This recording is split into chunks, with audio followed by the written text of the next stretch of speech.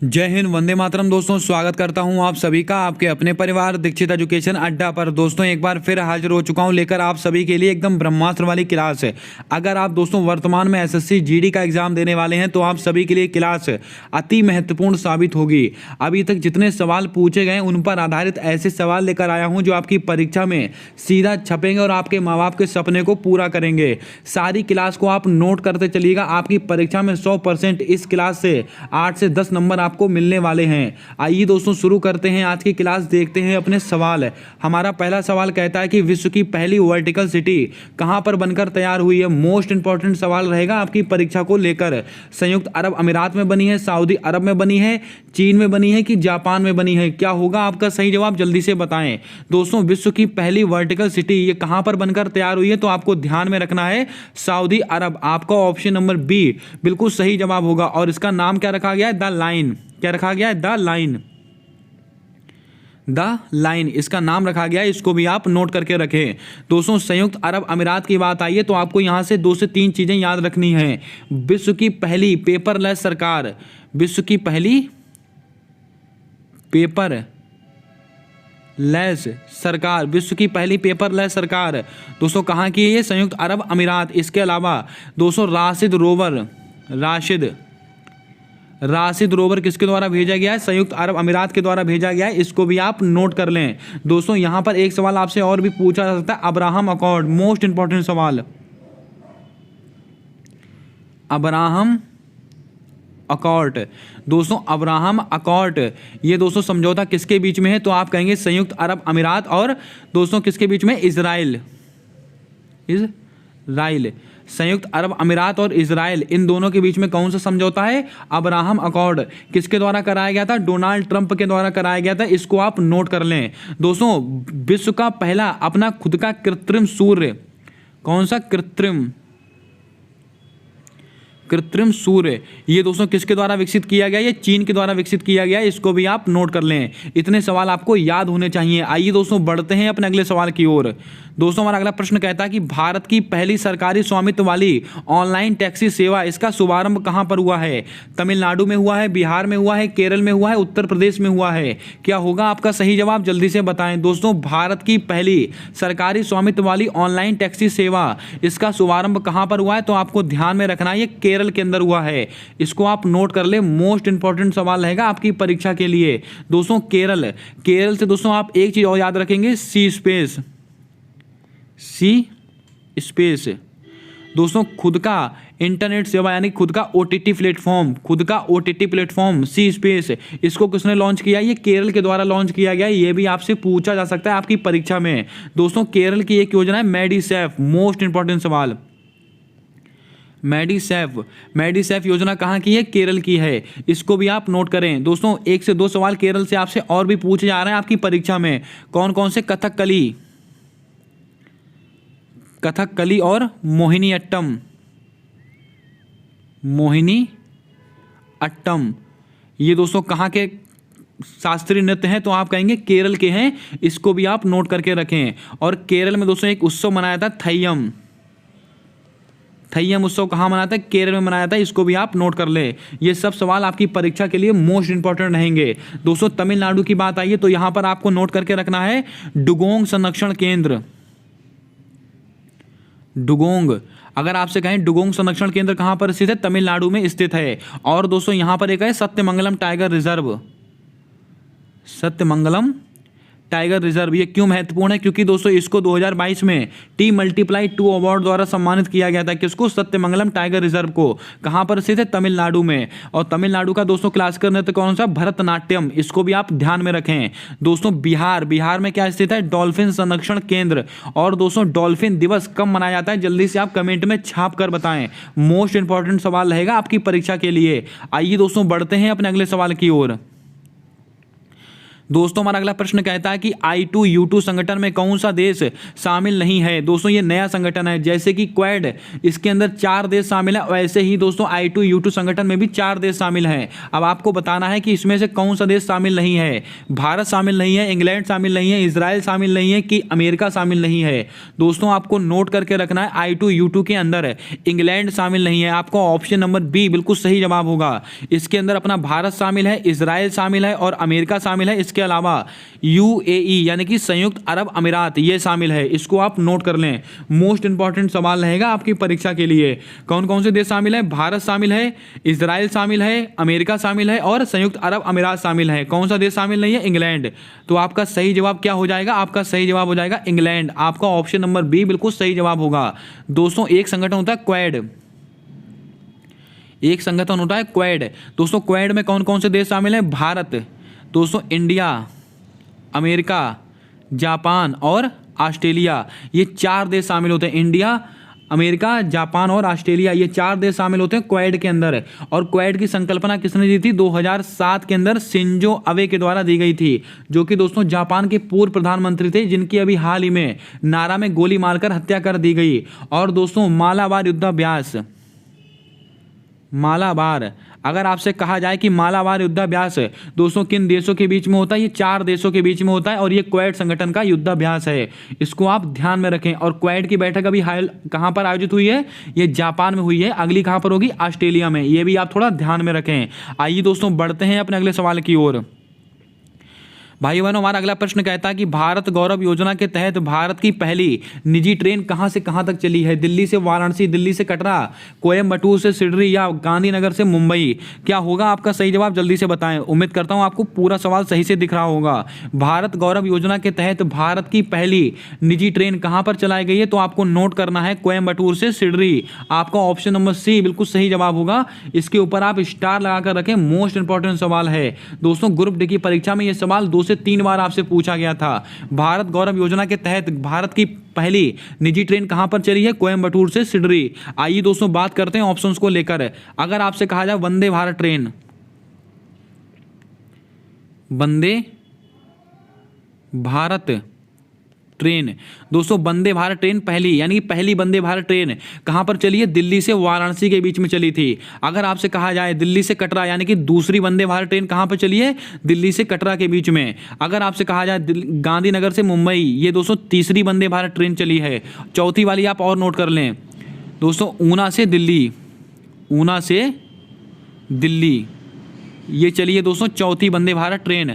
आप सब जानते हैं दोस्तों बजट के अंदर 400 वंदे भारत ट्रेनों का उल्लेख किया गया था, जिसके अंदर से दोस्तों 4 वंदे भारत ट्रेनें चल चुकी हैं। पहली कहां पर चली है? दिल्ली से वाराणसी। दूसरी कहां पर चली है? दिल्ली से कटरा। तीसरी कहां पर चली है? गांधीनगर से मुंबई। चौथी कहां पर चली है? ऊना से नई दिल्ली। इसको आप नोट कर लें।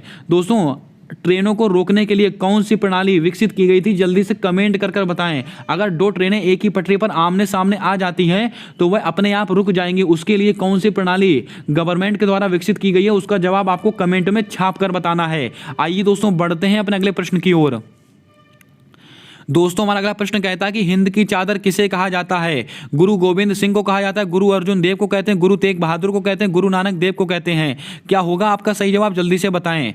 हिंद दी चादर ये किसको कहा जाता है? तो आपको ध्यान में रखना है, ये गुरु तेग बहादुर को कहा जाता है। आपका ऑप्शन नंबर सी बिल्कुल सही जवाब होगा। और ये कौन से गुरु थे? ये 9वें गुरु थे।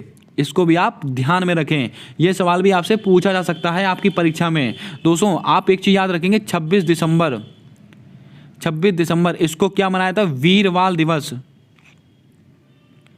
वीरवाल दिवस ये दोस्तों पहली बार सेलिब्रेट किया गया है, इसीलिए आपकी परीक्षा के लिए मोस्ट इंपॉर्टेंट सवाल रहेगा।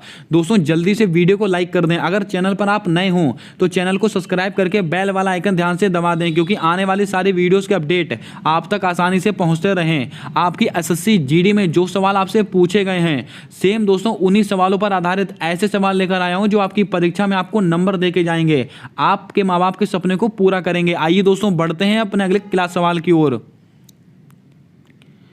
दोस्तों हमारा अगला सवाल कहता है कि राष्ट्रीय स्टार्टअप दिवस ये कब सेलिब्रेट किया जाता है? 23 जनवरी को किया जाता है, 16 जनवरी को किया जाता है, 8 सितंबर को किया जाता है कि 27 सितंबर को किया जाता है? क्या होगा आपका सही जवाब? जल्दी से बताएं। राष्ट्रीय स्टार्टअप दिवस आपसे दोस्तों आपकी परीक्षा में पूछा गया था कि स्टार्टअप जो मंत्रालय है वो किस मंत्रालय के अंतर्गत आता है, ये दोस्तों आपसे सवाल पूछ लिया गया है। अब आप तैयार हो जाइए अगले सवाल के लिए। राष्ट्रीय स्टार्टअप दिवस ये कब मनाया जाता है, तो आपको ध्यान में रखना है 16 जनवरी को मनाया जाता है। आपका ऑप्शन नंबर बी बिल्कुल सही जवाब होगा। अब बात करते हैं दोस्तों 23 जनवरी को लेकर। 23 जनवरी को कौन सा दिवस मनाते हैं, पराक्रम दिवस। पराक्रम दिवस नेताजी सुभाष चंद्र बोस जी के जन्म दिवस पर पराक्रम दिवस कब मनाते हैं, 23 जनवरी को। दोस्तों 8 सितंबर मोस्ट इंपॉर्टेंट सवाल, अंतर्राष्ट्रीय साक्षरता दिवस। अंतर्राष्ट्रीय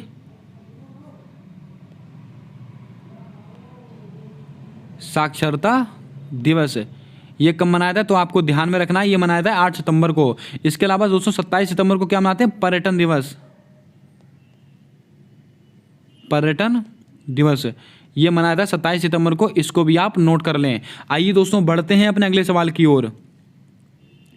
दोस्तों हमारा अगला प्रश्न कहता है कि वर्तमान समय में लक्षद्वीप के राज्यपाल कौन हैं।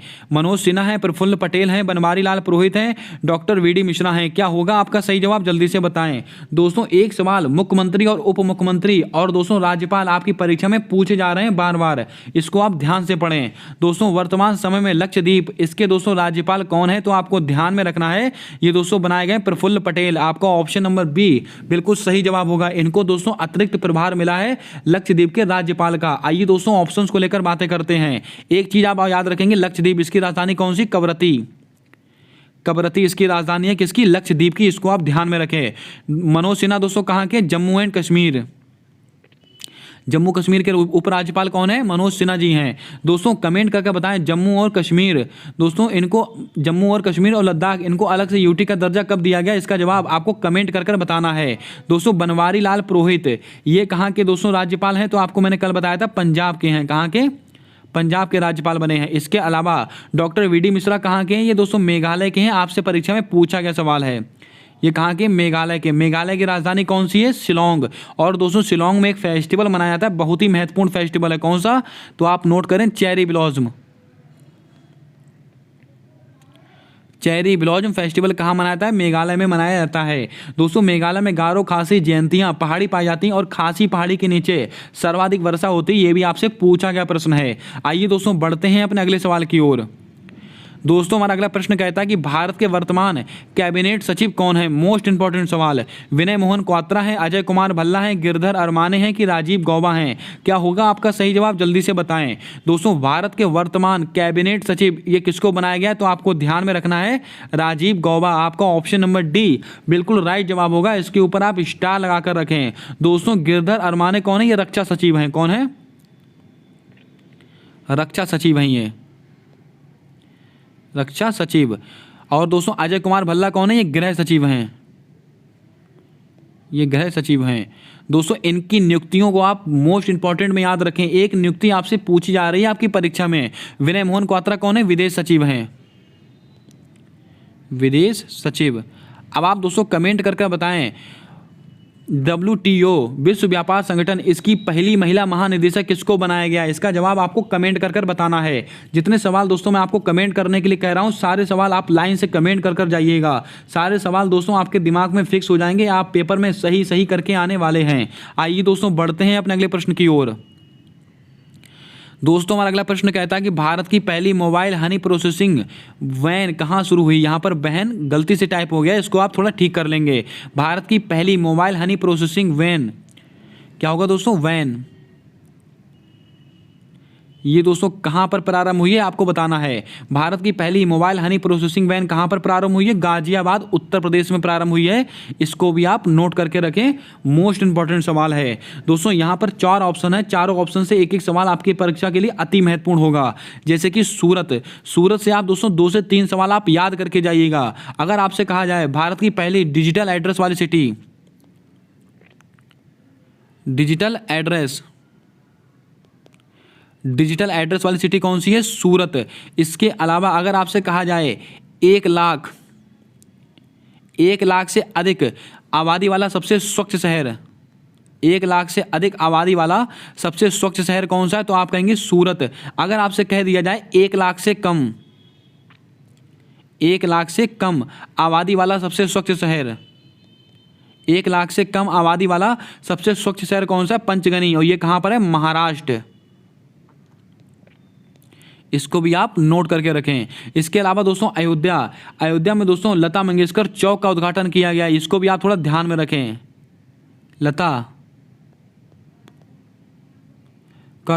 लता मंगेशकर चौक, भारत की स्वर कोकिला, दोस्तों इनके चौक का उद्घाटन कहां पर किया गया? अयोध्या में किया गया है, उत्तर प्रदेश में। इसको भी आप थोड़ा ध्यान में रखें। आइए दोस्तों बढ़ते हैं अपने अगले प्रश्न की ओर। दोस्तों हमारा अगला प्रश्न कहता है कि विश्वास स्वरूपम प्रतिमा का अनावरण कहां पर किया गया है? मोस्ट इंपॉर्टेंट सवाल रहेगा आने वाली सभी परीक्षाओं के लिए। हैदराबाद, राजस्थान, महाराष्ट्र, गुजरात, क्या होगा आपका सही जवाब? जल्दी से बताएं। दोस्तों विश्वास स्वरूपम प्रतिमा का अनावरण कहां पर किया गया? ये राजस्थान में किया गया है। आपका ऑप्शन नंबर बी बिल्कुल सही जवाब होगा। और दोस्तों कहां किया गया? नाथ द्वारा राज संबंध में किया गया, इसको भी आप नोट करके रखें। और ये कहां पर स्थित है? राजस्थान में। और किसकी प्रतिमा है? भगवान शिव जी की प्रतिमा है। भगवान शिव जी की प्रतिमा है। कौन सी दोस्तों? विश्वास स्वरूपम। इसको आप नोट करके रखें। कहां पर किया गया? राजस्थान, नाथ द्वारा। इसको भी आप नोट करें। दोस्तों अगर आपसे कह दिया जाए नाथ द्वारा, यहां से दोस्तों 5G सेवा का शुभारंभ हुआ है। कहां से? नाथ द्वारा, राजस्थान से ही दोस्तों 5G सेवा का शुभारंभ हुआ है। अब आप कमेंट करके बताएं कि 5G सेवा का शुभारंभ भारत में कब से हुआ है? इसका जवाब आपको कमेंट कर बताना है। दोस्तों हैदराबाद, मोस्ट इंपॉर्टेंट सवाल। अगर आपसे कहा जाए स्टैचू ऑफ इक्विलिटी किसकी प्रतिमा है? संत रामानुजाचार्य।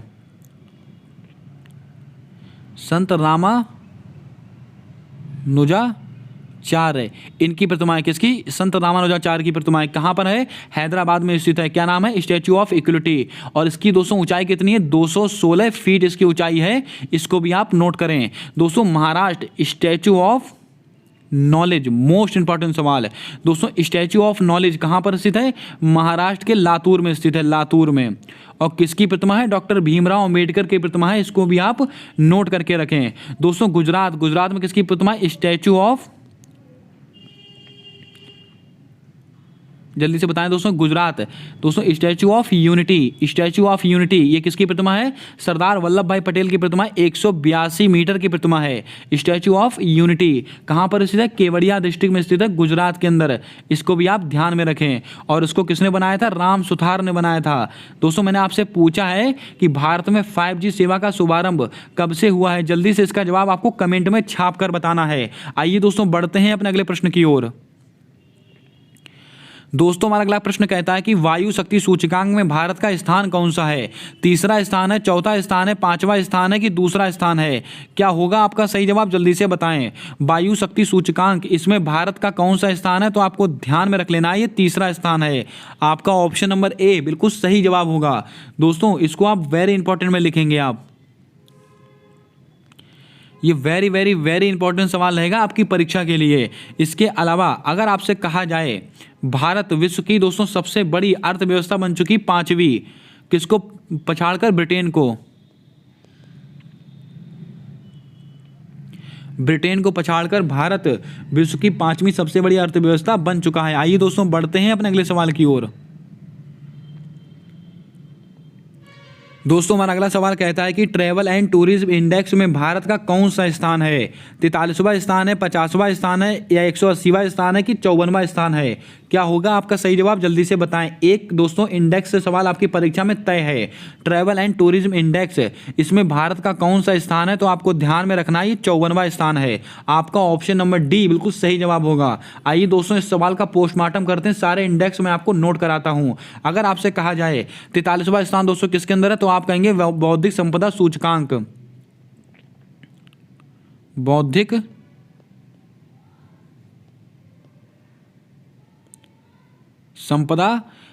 संपदा सूचकांक में भारत का कौन सा स्थान है? 43वां स्थान है। 150वां स्थान विश्व प्रेस फ्रीडम इंडेक्स, प्रेस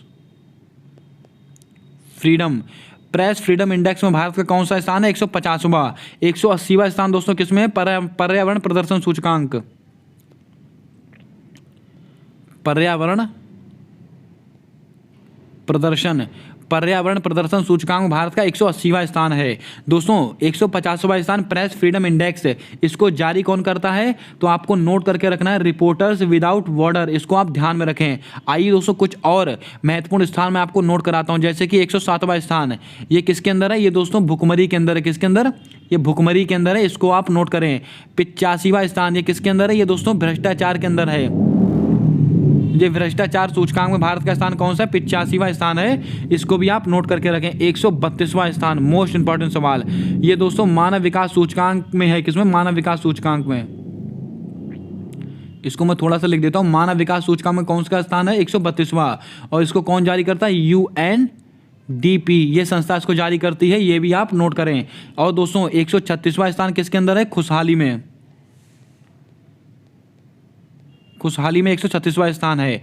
और दोस्तों शांति में कौन सा है, 135वां स्थान है। और लैंगिक अंतराल सूचकांक में कौन सा स्थान है, 135वां स्थान है, इसको भी आप नोट करके रखें। इतने सूचकांक सारे के सारे मैंने आपको नोट कराए हैं, सारे एक पन्ने पे लिख लीजिएगा और रट डालिएगा, एक सवाल फिक्स होगा आपकी परीक्षा में। आइए दोस्तों बढ़ते हैं अपने अगले प्रश्न की ओर।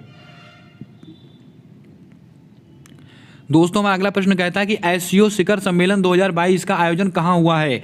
यह सवाल आपकी परीक्षा में आना तय है। इंडोनेशिया में हुआ है, उज्बेकिस्तान में हुआ है, चीन में हुआ है, श्रीलंका में हुआ है। क्या होगा आपका सही जवाब, जल्दी से बताएं। दोस्तों एससीओ संगठन, शंघाई सहयोग ऑर्गेनाइजेशन, इसका दोस्तों सम्मेलन कहाँ पर हुआ है, तो आपको ध्यान में रखना है उज्बेकिस्तान में हुआ है। और उज्बेकिस्तान कहाँ पर, समरकंद, समरकंद उज्बेकिस्तान में दोस्तों इसका आयोजन हुआ है, इसको भी आप नोट करके रखें। और दोस्तों इसके द्वारा पहली सांस्कृतिक और पर्यटन राजधानी किसको बनाया गया, बाबा विश्वनाथ की नगरी वाराणसी, इसको बनाया गया है, ये भी आप ध्यान में रखें, आपकी परीक्षा के लिए मोस्ट रिपीटेड सवाल हो सकता है। दोस्तों बात करते हैं इंडोनेशिया, इसमें किसकी बैठक हुई, G20 की। G20 की बैठक कहाँ पर हुई, इंडोनेशिया, इंडोनेशिया में कहाँ पर, बाली में। और दोस्तों इसका जो थीम क्या रखा गया था, वसुदेव कुटुंबकम, आप सबको याद होगा। दोस्तों G20 में 19 देश हैं और एक अंतर्राष्ट्रीय संगठन है, कौन है, यूरोपियन यूनियन। यूरोपियन यूनियन दोस्तों इसके अंदर शामिल है, ये भी आप ध्यान में रखें। और यूरोपियन यूनियन का मुख्यालय कहाँ पर स्थित है, ब्रुसेल्स बेल्जियम में स्थित है, जिसमें 27 राज्य स्थित हैं, 27 देश शामिल है, इसको भी आप ध्यान में रखें। दोस्तों चीन में दोस्तों कौन सी बैठक हुई थी, ब्रिक्स, कौन सी हुई थी, ब्रिक्स। दोस्तों ब्रिक्स 2022, इसकी बैठक कहाँ पर आयोजित हुई है, चीन में हुई है। ब्राज़ील, रसिया, इंडिया, चाइना और साउथ अफ्रीका, इसको भी आप नोट कर लें। दोस्तों आपको इसको ऐसे याद करके रखना है। दोस्तों 2021 में कहाँ पर हुई थी, इंडिया में। 2022 में कहाँ पर हुई है, चाइना में। 2023 में कहाँ पर होगी, साउथ अफ्रीका में, इसको आप नोट करके रखें। श्रीलंका में दोस्तों किसके आयोजन हुआ था, बिम्स्टेक, बिम्स्टेक का दोस्तों आयोजन कहाँ पर हुआ था, श्रीलंका के कोलंबो में हुआ था, कोलंबो में, इसको भी आप नोट करें। दोस्तों सवाल एक है, लेकिन मैंने आपको यहाँ से 8 से 10 सवाल बताए हैं। सारे सवालों को आप अपनी कॉपी में वन लाइनर नोट्स के रूप में नोट करें। आप देखिएगा दोस्तों, मैं ये नहीं कहता हूँ कि एग्जैक्ट यही सवाल आएगा आपके पेपर में, लेकिन जो मैं व्याख्या कर रहा हूँ यहाँ से सवाल 100% बनेगा। आइए दोस्तों बढ़ते हैं अपने अगले प्रश्न की ओर। दोस्तों हमारा अगला प्रश्न कहता है कि 12वां विश्व हिंदी सम्मेलन कहाँ आयोजित होगा। मोस्ट इंपॉर्टेंट सवाल, 12वां विश्व हिंदी सम्मेलन कहाँ आयोजित होगा, भारत, मॉरिशस, फिजी या क्रोएशिया। क्या होगा आपका सही जवाब, जल्दी से बताएं। आपको बता दें दोस्तों 12वां विश्व हिंदी सम्मेलन कहाँ पर होगा, ये फिजी के अंदर होगा। आपका ऑप्शन नंबर सी बिल्कुल सही जवाब होगा, इसको आप नोट करके रखें। दोस्तों विश्व हिंदी सम्मेलन पहली बार कहाँ हुआ था, 10 जनवरी 1975। कहाँ हुआ था, नागपुर में हुआ था, नागपुर महाराष्ट्र में हुआ था। कौन सा दोस्तों, विश्व हिंदी सम्मेलन। इसीलिए 10 जनवरी को क्या मनाते हैं, विश्व हिंदी दिवस मनाया जाता है, आप सबको पता होगा। विश्व हिंदी सम्मेलन पहला कहाँ हुआ था, 10 जनवरी 1975 को नागपुर महाराष्ट्र में हुआ था। दोस्तों विश्व हिंदी संग्रहालय कहाँ पर स्थित है, अंतर्राष्ट्रीय हिंदी संग्रहालय, ये कहाँ पर स्थित है, तो आप कहेंगे मॉरिशस में स्थित है, इसको भी आप नोट करके रखें। ये सवाल आपकी परीक्षा में आ सकते हैं। दोस्तों क्रोएशिया, ये सवाल आपकी परीक्षा में मोस्ट इंपॉर्टेंट रहेगा। ये 20वां देश हो चुका है, ये 20वां देश हो चुका है जिसने यूरो को अपना मुद्रा बनाया है, इसको भी आप नोट करें। आइए दोस्तों बढ़ते हैं अपने अगले सवाल की ओर। दोस्तों अंतर्राष्ट्रीय योग दिवस 2022 की थीम क्या है? दोस्तों इस सवाल को लेने का सिर्फ एक उद्देश्य है, जिससे कि आपको दो से तीन थीमें मैं आपको नोट करा सकूं। अंतर्राष्ट्रीय योग दिवस 2022 की थीम क्या है? तो आप सबको पता है, मानवता के लिए योग। आपका ऑप्शन नंबर बी बिल्कुल सही जवाब होगा। योग दिवस कब मनाते हैं? 21 जून को। 21 जून को मनाते हैं योग दिवस। कब से मनाया जाना शुरू हुआ था? ये 2015 से मनाया जाना हुआ था। और कौन से क्रम का था? ये 8वें क्रम का था। इसको भी आप नोट करें। योग दिवस को लेकर इतनी बातें आपको याद होनी चाहिए। दोस्तों अदृश्यमान को दृश्यमान बनाना, ये जल दिवस की थीम है।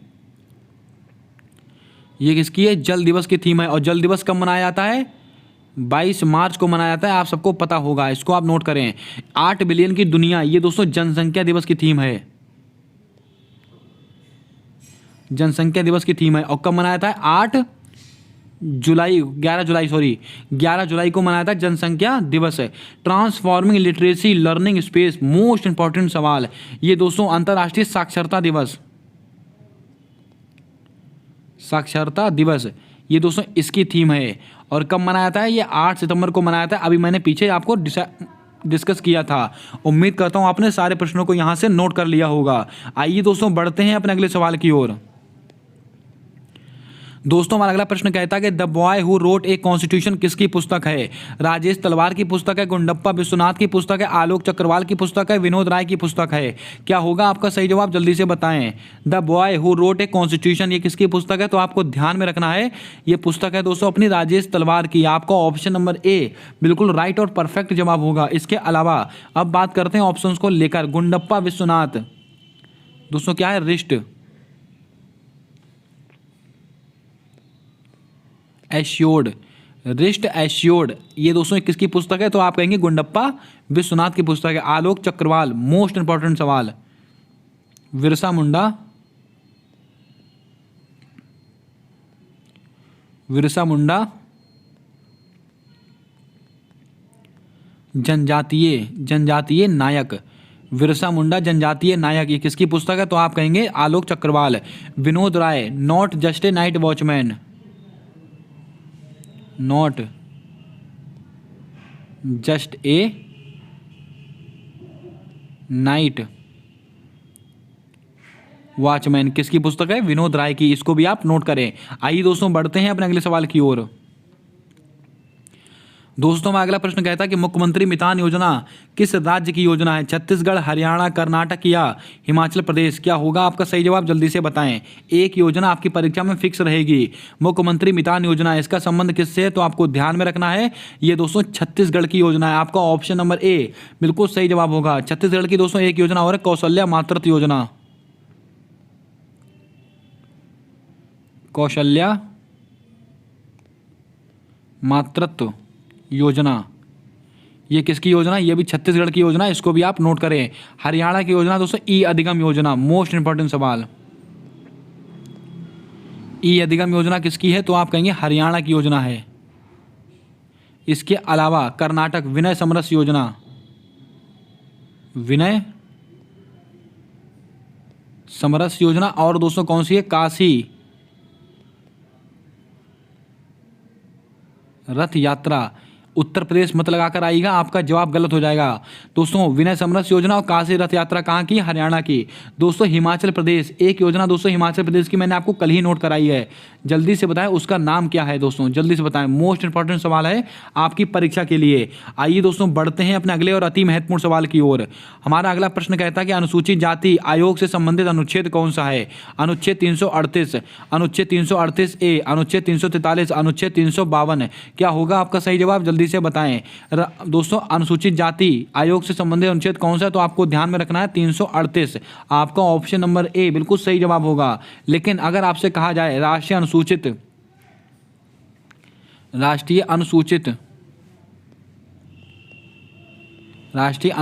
जनजाति आयोग, राष्ट्रीय अनुसूचित जनजाति आयोग, इससे संबंधित अनुच्छेद कौन सा है? तो आप कहेंगे अनुच्छेद 338 ए। कौन सा संविधान संशोधन है? तो आप कहेंगे 89वां संविधान संशोधन। 89वां संविधान संशोधन कब का है? 2003 का है। इसको भी आप ध्यान में रखें। दोस्तों अनुच्छेद 343, ये दोस्तों क्या है? ये भाषा से संबंधित है, इसको भी आप नोट करके रखें। अनुच्छेद 352 ये आपातकाल से संबंधित है। ये भी आपको पता होना चाहिए। आइए दोस्तों बढ़ते हैं अपने अगले सवाल की ओर। दोस्तों हमारा अगला प्रश्न कहता है कि 44वां संविधान संशोधन किस वर्ष से संबंधित है? वर्ष 1976, वर्ष 1978, वर्ष 2002, वर्ष 2003। क्या होगा आपका सही जवाब, जल्दी से बताएं। 44वां संविधान संशोधन ये किस वर्ष से संबंधित है? तो आपको याद रखना है 1978। आपका ऑप्शन नंबर बी बिल्कुल सही जवाब होगा, इसको आप नोट करके रखें। दोस्तों बात करते हैं 1976, मोस्ट इंपॉर्टेंट सवाल। 42वां संविधान संशोधन ये किस वर्ष से संबंधित है? तो आप कहेंगे 1976 है। दोस्तों प्रस्तावना में एकमात्र बार संशोधन हुआ था। पहली बार संशोधन कब हुआ था प्रस्तावना में? तो आप कहेंगे 42वें संविधान संशोधन के द्वारा। और 3 शब्द जोड़े गए थे, कौन कौन से? समाजवाद, समाजवाद, पंथ निरपेक्ष और अखंडता। पंथ निरपेक्ष और अखंडता, ये 3 शब्द कब जोड़े गए थे? 42वें संविधान संशोधन के द्वारा। और इसी संविधान संशोधन को लघु संविधान की संज्ञा दी गई, इसको भी आप ध्यान में रखें। दोस्तों शिक्षा हो गया, शिक्षा, वन, वन्य जीव, माप तौल, इन सबको दोस्तों संवर्धित सूची में कब डाला गया? 42वें संविधान संशोधन के द्वारा, इसको भी आप ध्यान में रखें। अब बात करते हैं 2002, इसमें क्या होता? 86वां संविधान संशोधन हुआ था, जो कि आर्टिकल 21A समान शिक्षा का अधिकार। 2003 में मैंने आपको बताया था ये 89वां संविधान संशोधन हुआ है, इसको भी आप ध्यान में रखें। ये सब सवाल दोस्तों आपको नोट करके रखने हैं, कोई सा भी सवाल आपकी परीक्षा में आपको नंबर दिला सकता है। आइए दोस्तों बढ़ते हैं अपने अगले प्रश्न की ओर। दोस्तों हमारा अगला प्रश्न कहता है कि नागार्जुन सागर बांध किस नदी पर स्थित है? मोस्ट इंपॉर्टेंट सवाल रहेगा आपकी परीक्षा के लिए। कृष्णा नदी, नर्मदा नदी, कावेरी नदी, पेरियार नदी। क्या होगा आपका सही जवाब, जल्दी से बताएं। नागार्जुन सागर बांध ये किस नदी पर स्थित है? तो आपको ध्यान में रखना है कृष्णा नदी पर स्थित है। आपका ऑप्शन नंबर ए बिल्कुल सही जवाब होगा। दोस्तों कृष्णा नदी पर एक बांध और है, अलमाटी बांध। अलमाटी बांध, इसको भी आप ध्यान में रखें। अब दोस्तों नर्मदा नदी, मोस्ट इंपॉर्टेंट सवाल, सरदार सरोवर बांध।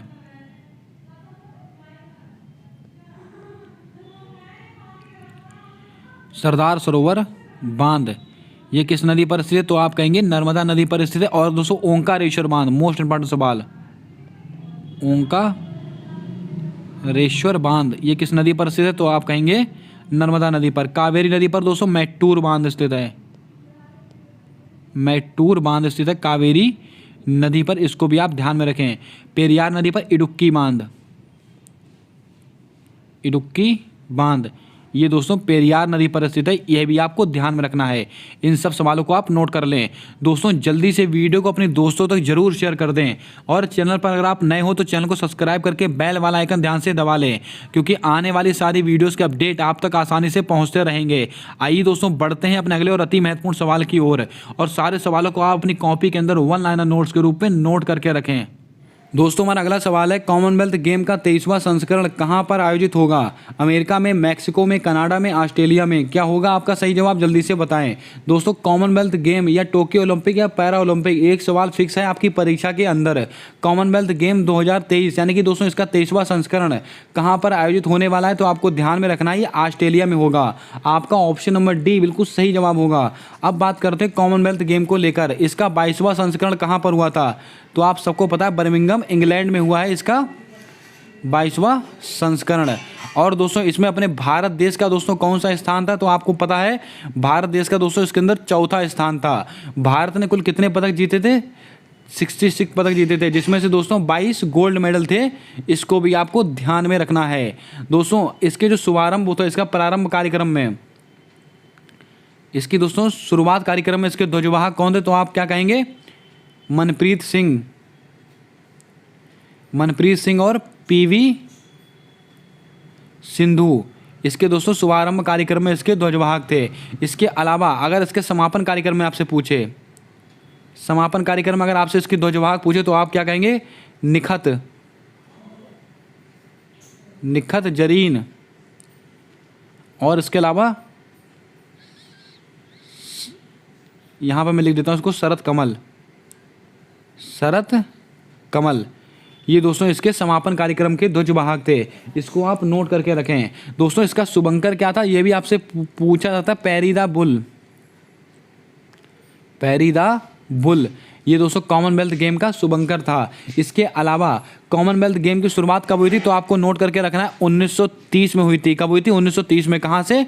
हैमिल्टन कनाडा से इसकी शुरुआत हुई थी। ये भी आपको ध्यान में रखना है दोस्तों। ये शरद कमल, ये नाम मोस्ट इंपॉर्टेंट रहेगा आपकी परीक्षा में, क्योंकि 2022 का दादा साहेब फाल्के पुरस्कार, सॉरी दोस्तों, मेजर ध्यानचंद खेल रत्न पुरस्कार किसको मिला है? शरद कमल को मिला है। और दोस्तों ये किसके खिलाड़ी? टेबल टेनिस के खिलाड़ी हैं, इसको भी आप नोट करके रखें। और दोस्तों कॉमनवेल्थ गेम के अंदर सर्वाधिक पदक किसने जीते हैं? शरद कमल ने जीते हैं। ये भी आपको नोट करके रखना है। आइए दोस्तों बढ़ते हैं अपने अगले सवाल की ओर। दोस्तों हमारा अगला प्रश्न कहता है कि बृहदेश्वर मंदिर किस वंश के द्वारा बनवाए गए? दोस्तों इस स्लाइड से एक सवाल पक्का आएगा आपकी परीक्षा के अंदर। गंग वंश के द्वारा बनवाए गए, चोल वंश के द्वारा बनवाए गए, राष्ट्रकूट वंश के द्वारा बनवाए गए, या चंदेल शासक के द्वारा बनवाए गए? क्या होगा आपका सही जवाब? जल्दी से बताएं। दोस्तों बृहदेश्वर मंदिर ये किसके द्वारा बनवाए गए थे? तो आपको नोट करके रखना है, ये चोल वंश के द्वारा बनवाए गए थे। आपका ऑप्शन नंबर बी बिल्कुल सही जवाब होगा। और चोल वंश में दोस्तों किसने बनवाए थे? तो आप कहेंगे राजराज प्रथम,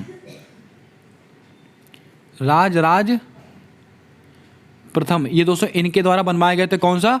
बृहदेश्वर मंदिर। और ये कहां पर स्थित है? ये तंजावुर तमिलनाडु में स्थित है। तंजावुर तमिलनाडु में स्थित है, इसको भी आपको ध्यान में रखना है। इसके अलावा बात करते हैं गंग वंश, इनके द्वारा दोस्तों कौन से मंदिर बनवाए गए थे? कोणार्क मंदिर, कोणार्क का सूर्य मंदिर। कोणार्क का सूर्य मंदिर दोस्तों किसके द्वारा बनवाए गए हैं? तो आप कहेंगे गंग वंश के द्वारा बनवाए गए हैं। और ये कहां पर स्थित है? तो आप कहेंगे उड़ीसा में स्थित है ये। और दोस्तों किसने बनवाए थे? ये भी महत्वपूर्ण होगा। ये दोस्तों बनवाए थे नरसिंह देव फर्स्ट। कौन दोस्तों? नरसिंह देव फर्स्ट। लिख लीजिएगा आप इसको,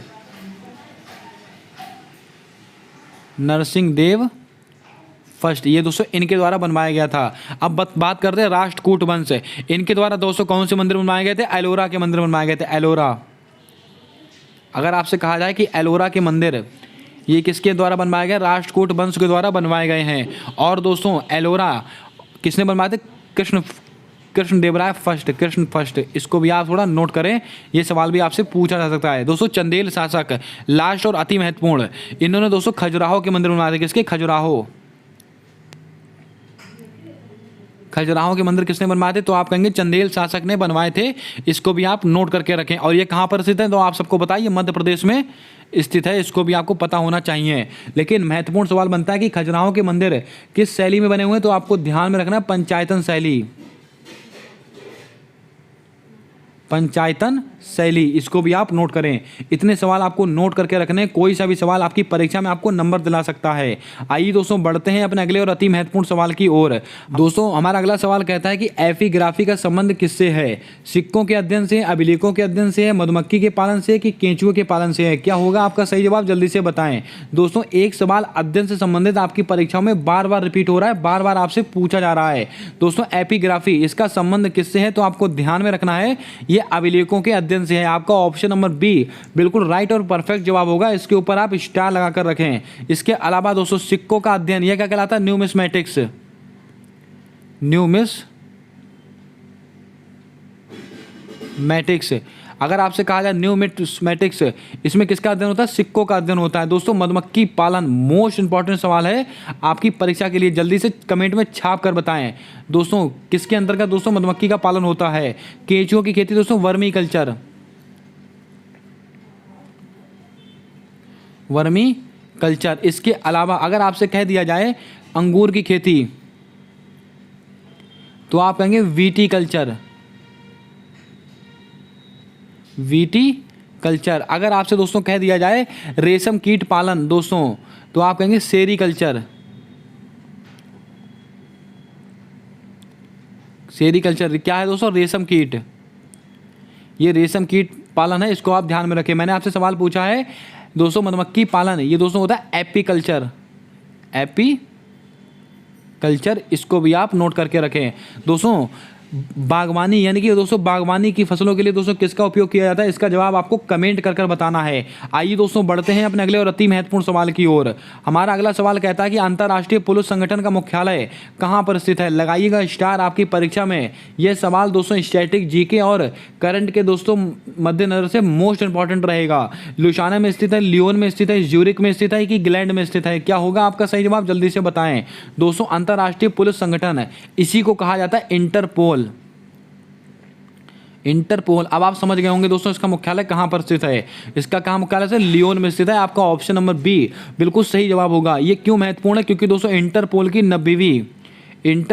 90वीं बैठक कहां पर आयोजित होने वाली है, तो आप कहेंगे अपने भारत में दोस्तों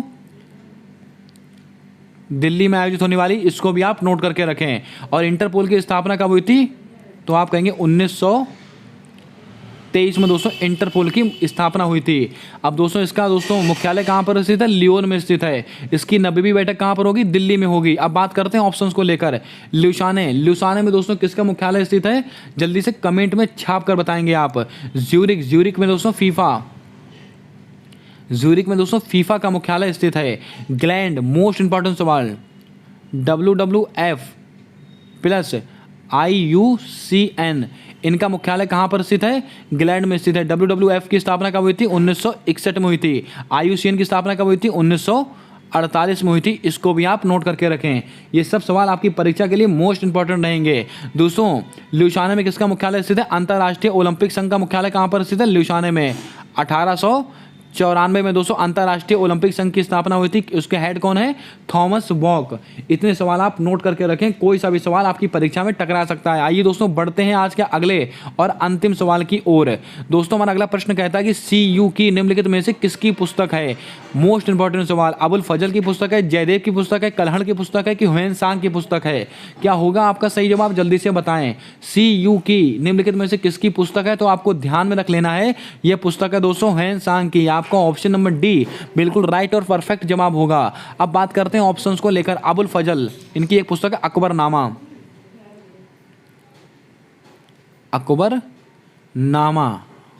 अब दोस्तों बात करते हैं जयदेव, इनकी दोस्तों पुस्तक कौन सी है, जल्दी से बताएं। मोस्ट इंपॉर्टेंट सवाल है आपकी परीक्षा को लेकर। कल्हड़ दोस्तों राजतरंगिणी, इसी में दोस्तों जम्मू कश्मीर का इतिहास लिखा हुआ है, आप सबको पता होगा। इसको भी आपको पता होना चाहिए। दोस्तों बात करते हैं कुछ महत्वपूर्ण पुस्तक को लेकर। अगर आपसे दोस्तों कह दिया जाए इंडियन स्ट्रगल, ये दोस्तों अगर आपसे कह दिया जाए इंडियन स्ट्रगल, ये किसकी पुस्तक है, तो आप कहेंगे नेताजी सुभाष चंद्र बोस। इंडिया डिवाइडेड, ये किसकी पुस्तक है, तो आप कहेंगे राजेंद्र प्रसाद। अगर आपसे कहा जाए इंडिया विंग्स फ्रीडम, ये दोस्तों किसकी पुस्तक है, अब्दुल कलाम आज़ाद। लेकिन विंग्स ऑफ फायर ये किसकी पुस्तक है, APJ अब्दुल कलाम। इन 3-4 पुस्तकों को आप नोट करके रखें, मोस्ट इंपॉर्टेंट सवाल हो जाएंगे आपकी परीक्षा के लिए। दोस्तों अब आप कमेंट करके बताएं कैसी लगी आज की क्लास, कैसे लगे आज के सवाल। अगर आपको क्लास पसंद आई हो, सवाल अच्छे लगे हो, तो वीडियो को लाइक जरूर कर दें, अपने दोस्तों तक जरूर शेयर कर दें। चैनल पर नए हो तो चैनल को सब्सक्राइब करके बेल वाला आइकन ध्यान से दबा दें, क्योंकि आने वाली सारी वीडियोज़ के अपडेट आप तक आसानी से पहुँचते रहें। SSC GD में जो सवाल पूछे गए हैं उन सवालों को ध्यान में रखकर और आपसे क्या पूछा जा सकता है, फुल विश्लेषण दोस्तों आपको किया गया है। इस क्लास को आप पेपर देने से पहले जरूर देख के जाएं। आपको 2 से 4 सवाल हूबहू यही सवाल आपको छपे हुए मिलेंगे आपकी परीक्षा के अंदर। मिलते हैं आने वाली अगली वीडियो में, तब तक के लिए जय हिंद, जय भारत। दोस्तों अपना सपोर्ट, अपना प्रेम हमारे YouTube चैनल के साथ बनाकर रखें।